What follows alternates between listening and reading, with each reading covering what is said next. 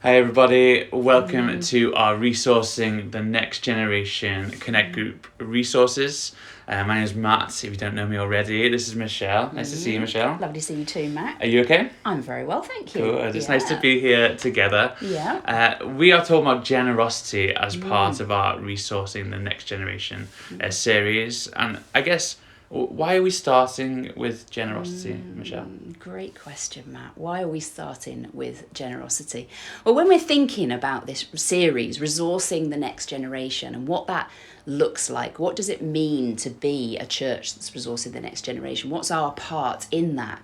And a significant part of what it means to be serving and equipping and resourcing the generation that's coming behind us involves generosity. Involves a commitment on our part to give of ourselves, to give of our time, to give of our money, to give of our resources. But really, we're starting with generosity because we're starting with Jesus, and Jesus models to us, doesn't he, just such extravagant generosity in so many encounters with his people through the Bible. You know, he was generous with his time. You think about the times where Jesus was tired, where he'd gone away from the crowds, or where he's coming back to shore, and we hear stories of him being moved with compassion for the people, a generosity of spirit that overflowed, that meant that he stopped and made time for people, healed people, had healing encounters with people, mind, body, spirit, and gave of himself and gave of his time. And so Jesus models generosity to us. We want to be more like him, don't we? That's part of this walk with him, to be transformed into his likeness.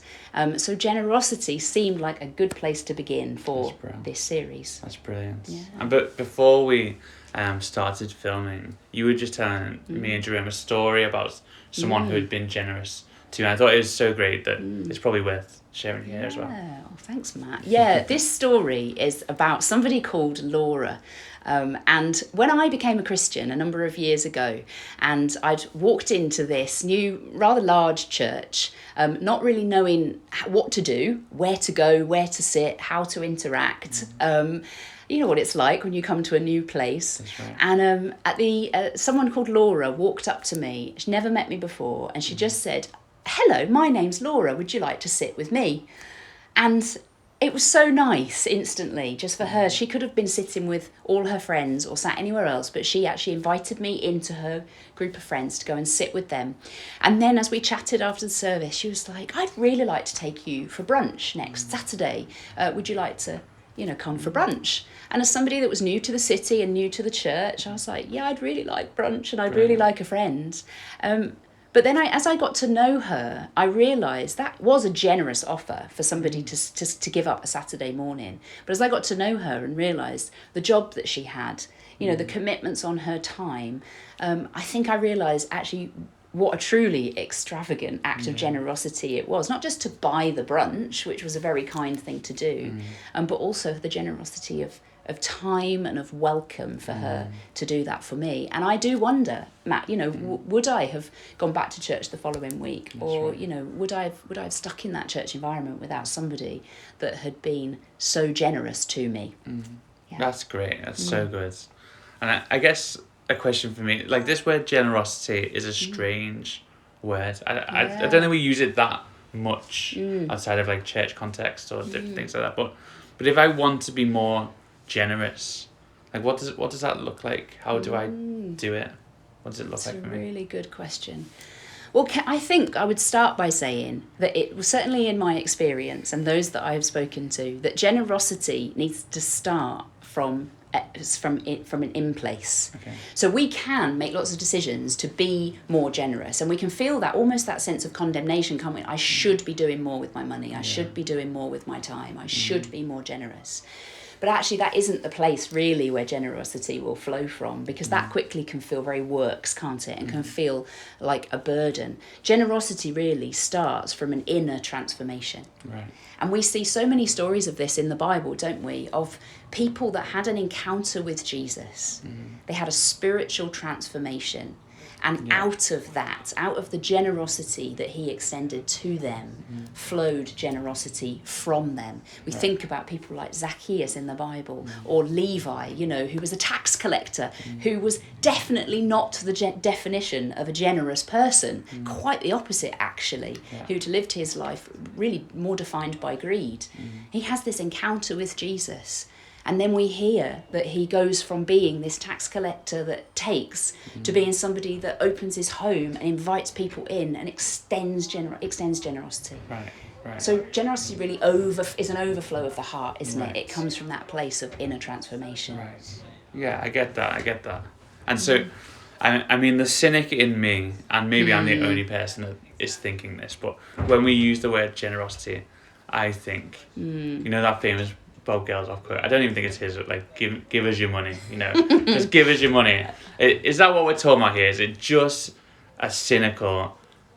You know, I remember talking to someone. And they said, "Oh, my granddad. Every time they go to church, he doesn't go anymore because all they care about is taking money." And it's that cynical thing. Is that all we're talking about here, or is it more than that? Such a good question, and I don't think you're the only person that would be thinking about it like that. I think I can think of occasions when I've had those very same questions. Is generosity, if we're talking about generosity in church, are we just talking about giving money, being generous with our money? No, we are not. Generosity, of course, is so much bigger than that. Now, it does include money. Of course it does, because money is a part of what we have. We're blessed by God, and we give back in financially in recognition and in gratitude for the fact that we have been blessed, and we give back. And our financial giving does help us be in church. It helps us do the things that we do. It helps us extend hospitality to others. So of course money is a part of it, but it's only a part of it. We can be generous in so many different ways, and we think of, you know, so many stories in the Bible where we see generosity in action that is not involving money. I mean, just think about the feeding of the 5,000 and the little boy who just brings a packed lunch. You know, he gives of what he has and he offers it as an act of generosity, as a response. And so no, generosity is more than money. You'll be glad to hear, Matt. Yeah, I'm glad to hear it. I think there's a page that goes with this video to talk a bit more in our groups and just discuss this a bit more. But I wonder whether we just pray for a moment as we finish, and we just. That's great. What I've got out of this conversation is, you know, generosity is, where's my heart at, and how's my heart doing, and how open are my hands. And so this is a good moment to just do that in a bit of prayer, isn't it? Absolutely. So why don't we pray? Yeah. God, we thank you for your son's example, Jesus, in generosity. We thank you for every encounter that we come across in the Gospels of just generosity with little, with our time, with everything that you are, God. You have been so generous and good to us. God, we just pray now that you would show us more of what it looks like to be generous in our own lives, with people around us, and just simple ways that we can look out for people like Michelle with that Laura story. God, we just really think that's such a great story, and we just want more of that in our own lives, where we are just looking out for others, caring for others, God. So God, we just pray that you would show us those places and those ways in our hearts today. Amen. Amen.